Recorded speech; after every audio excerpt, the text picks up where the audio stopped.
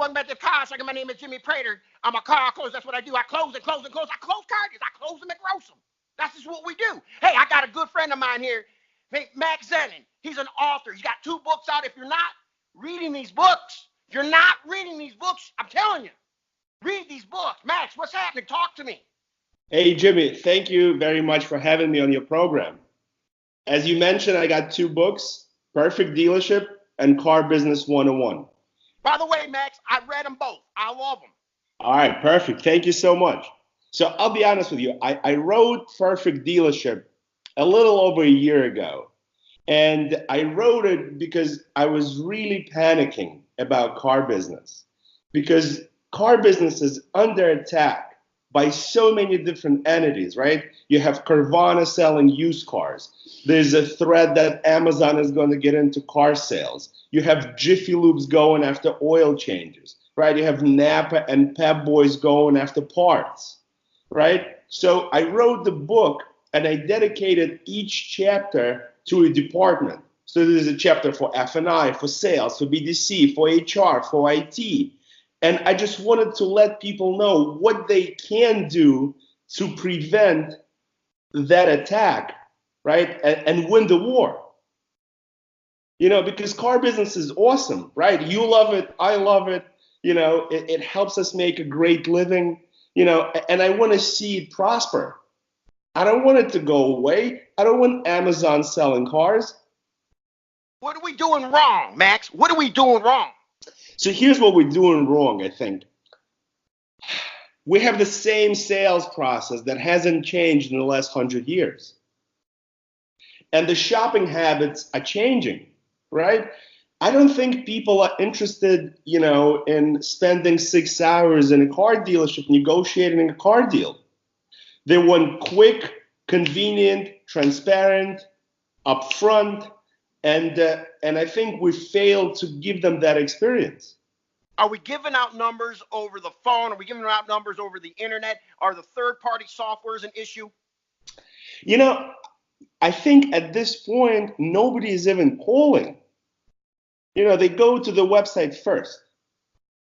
And if they can't get the necessary information on the dealership's website, guess what? They go into the next website and the next website until they get it.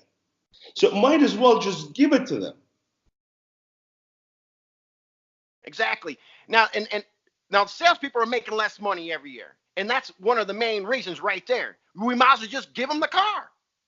So I think salespeople are making less money because dealers are making less money selling cars, right? We're not even trying to make gross anymore. Exactly. The problem is the manufacturer, right? The manufacturer puts out the stair-step program, right? And every dealer is trying to get to that number.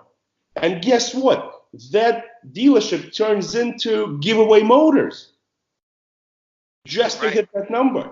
So it's the OEMs that are really destroying that customer experience in the dealership. Because when you as a customer walk into the dealership and the dealer is trying to hit their goal, right? They're no longer selling you a car. They're selling you a price or a payment.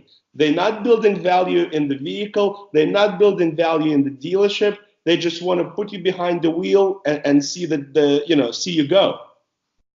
No, I agree. That's how part of the sales process. And the sales process got to lead into a closing process. And it's got to be quick, smooth, and it's got to be repetitious. In other words, you got to practice it. At the same time, what are we doing about social media? I mean, they're not engaging. I mean, realistically, dealers are not engaging. They think they are because they have an internet department, right? And when you walk through, it's kind of stale in majority of the stores. Right. So I'll give you a perfect example. I went to the NADA in San Francisco in January, and there was a fascinating statistic there that 97% of car dealers, general managers, and partners do not understand parts and service because they came up through sales. I guarantee, or they got it inherited. Right. And I can guarantee that the same 97% do not understand social media. Because when they were coming up through sales, there was no social media. There was no internet. Right. Look at the age of an average dealer principal. I know. And at the same time, And at the same time, Max, these social medias, they're paying, not the social media, but the dealers are paying for third-party lead providers, and they could get majority of that free from the social media, right? They So could generate leads from there. I have to tell you, these lead providers are geniuses. Yes. They manage to insert themselves between the dealer and the customer, and then charge the dealer for the customer that the dealer would have gotten anyway. Hey, okay, Max, hold up your books. You got your books handy? Let me grab them. Hold on a second. Okay. This is interesting. Max and I found each other through the internet. He contacted me. He says, "Hey, actually his publicist contacted me. He said, I got a book for you to read." I said, "Who's this Max guy?" I started looking into him, and I said, "This is kind of fascinating. I can't wait to get the book." I got the book. Not only did he send me that book, but he sent me another one. I read them both.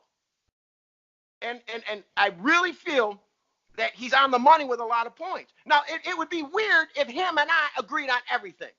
That would be weird. If he's telling me a certain way a sales process should be and I disagree with him, hey, that's all right. But that's how we make things better. There it is, right there. Talk about that book and tell them where they can get it to buy it. So this is Perfect Dealership. Both of my books are available on Amazon, iTunes, and Audible. So you can get it as a paperback, Kindle, or audiobook. However you digest information, that's how you can get it. Right? Kindle is $5.99. Right? Paperback is $9.99. We're not talking about crazy money here. Right? And again, the real problem is that in car business, there's no formal education. Right? Jimmy, you didn't go to college and you didn't major in car sales, right? No, but they should have a curriculum for that. That's right. And the finance managers, right, they never majored in F&I either. No, but they're experts. Right. Right. So we need to address this. And that's why I wrote the book. I'm not saying I know it all, but there's some basics, that stem from my experience. I spent my entire life in automotive retail. I started as a salesperson, and then I held every position in the dealership. So I understand the growing pains.